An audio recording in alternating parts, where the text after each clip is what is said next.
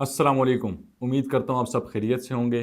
कभी आपने ज़िंदगी में ये सोचा है कि चीज़ों की कीमतें क्यों बढ़ती हैं, उसके अंदर इजाफा क्यों होता है? इन्फ्लेशन का वर्ड आपने न्यूज़ के ऊपर, सोशल मीडिया के ऊपर और अपने सर्कल में कई मर्तबा सुना होगा। ये इन्फ्लेशन क्या होती है, ये किन किन वजह से होती है, इसका एक इंडिविजुअल के ऊपर, इकॉनमी के ऊपर क्या असर होता है, इसको मेजर किस तरीके से किया जाता है और गवर्नमेंट इसको कंट्रोल किस तरीके से करती है। तो आइए चलते हैं, इस वीडियो में आज हम इसी टॉपिक के ऊपर बात करेंगे। उर्दू में इन्फ्लेशन को अफरात ज़र कहते हैं। अफराद का मतलब बढ़ना है और ज़र का मतलब है माल। इसकी डेफिनेशन की बात करें तो वक़्त के साथ साथ चीज़ों की कीमतों में इजाफे को इन्फ्लेशन कहते हैं। इन्फ्लेशन किन रीजंस की वजह से होती है? सबसे पहले डिमांड फुल इन्फ्लेशन, यानी चीज़ों की कीमतों में इजाफा डिमांड की वजह से जब भी आता है उसको हम डिमांड फुल इन्फ्लेशन कहते हैं। रमज़ान के अंदर फ्रूट की डिमांड बढ़ जाती है जिसकी वजह से उसकी प्राइसेस के अंदर इंक्रीज आ जाता है। दूसरे नंबर पे है कॉस्ट फुल इन्फ्लेशन। प्रोडक्शन की कॉस्ट बढ़ जाए, रॉ मटेरियल आपका महंगा हो गया, सेमी फिनिश गुड्स, जब भी इनकी कीमतों के अंदर इजाफा होगा तो इन्फ्लेशन होगी। तीसरे नंबर पे है मॉनेटरी इन्फ्लेशन। जब भी गवर्नमेंट मजीद पैसे छापेगी, मजीद नोट प्रिंट करेगी तो उसकी वजह से इन्फ्लेशन होगी। अगर इसको मैं एग्जांपल से समझाऊं, एक मार्केट के अंदर लेट से 100 एप्पल्स हैं और उसको खरीदने के लिए मार्केट के अंदर सिर्फ 100 रुपए ही है, तो हर एक सेब की कीमत 1 रुपए बनेगी। लेकिन अगर उसी मार्केट के अंदर मजीद 100 रुपए आप और ले आएंगे तो हर सेब की कीमत 2 रुपए हो जाएगी। इसी तरीके से चौथे नंबर पे इंपोर्टेड इन्फ्लेशन। अगर कोई इकोनॉमी इंपोर्टेड गुड्स के ऊपर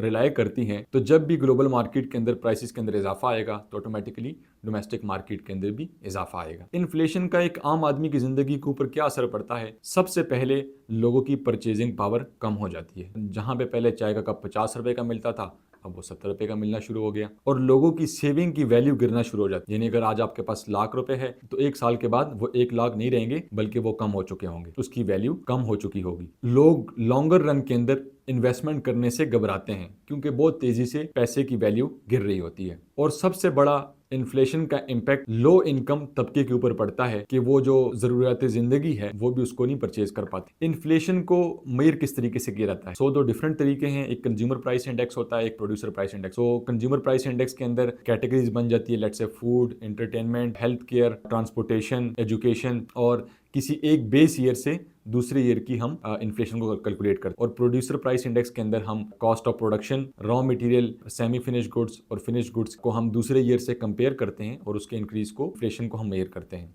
इन्फ्लेशन को हुकूमत कंट्रोल किस तरीके से करती है? तो इन्फ्लेशन को कंट्रोल करने के लिए हुकूमत के पास सबसे बड़ा जो टूल होता है वो इंटरेस्ट रेट होता है। इंटरेस्ट रेट के बढ़ाने से लोग कंजम्पशन को रोक देते हैं और सेविंग करते हैं, जिसकी वजह से इन्फ्लेशन को कंट्रोल किया जाता है। जिसकी मनी सप्लाई को कंट्रोल करने से भी इन्फ्लेशन कम होती है। मुल्क के अंदर मजीद आप गुड्स एंड सर्विसेज प्रोड्यूस करते हैं, उससे भी इन्फ्लेशन कंट्रोल होती है। सो इकोनॉमिस्ट कहते हैं कि एक मॉडरेट इन्फ्लेशन इकोनॉमी के लिए जरूरी है, क्योंकि जब चीज़ों की कीमतें बढ़ती हैं तो बिजनेसेस एक्सपैंड करते हैं और लोगों की वेजेस बढ़ती हैं। और जब भी इन्फ्लेशन आउट ऑफ कंट्रोल हो जाती है तो उसकी वजह से इकोनॉमी कोलैप्स कर सकती है। और रिसेंटली हमने पास्ट के अंदर देखा, वेनेजुएला के अंदर, जिम्बाब्वे के अंदर, कि उन्होंने मनी की सप्लाई को बढ़ाया लेकिन इन्फ्लेशन को कंट्रोल नहीं कर सके और उनकी इकोनॉमी कोलैप्स कर गई। तो मिलते हैं नेक्स्ट वीडियो में। चैनल को सब्सक्राइब ज़रूर कीजिए, लाइक और कमेंट ज़रूर कीजिए।